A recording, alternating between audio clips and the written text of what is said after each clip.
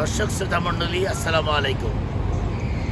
দূর দূরান্তে বন্ধু বান্ধব আত্মীয় স্বজন যে যেখানেই থাকুন, আমার প্রাণ ঢালা অভিনন্দন গ্রহণ করুন। আজকে আরেকটা নতুন টপিকস নিয়ে আমি আপনাদের সামনে উপস্থিত হলাম। হবে কি পরিবর্তন পরিবার, সমাজ এবং রাষ্ট্রের?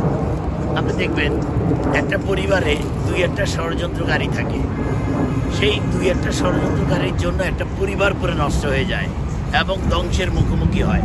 অনেক সদস্য মিলে সেই দুই একটা সদস্যের যন্ত্রণায় অতিষ্ঠ হয়ে অনেক সময় পরিবার থেকে নিজেকে আড়াল করে রাখে। তদ্রূপ সমাজেও এরকম দুই চারটা দুষ্কৃতিকারী বা বাজে মানুষের প্রভাবে সমাজ নষ্ট হয়ে যাচ্ছে। তো সেই রাষ্ট্রের কথা আপনি যদি বড় আকারে ভাবেন, সেই রাষ্ট্র কি হবে পরিবর্তিত?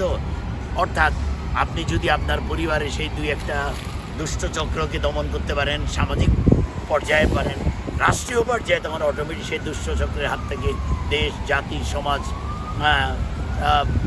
একটা ভালো অবস্থানে তাদেরকে রক্ষা করতে পারবেন। কিন্তু যতক্ষণ না পর্যন্ত আপনি মূল থেকে পরিবর্তন করতে না পারবেন, ততক্ষণ পর্যন্ত হবে না আমাদের পরিবর্তন।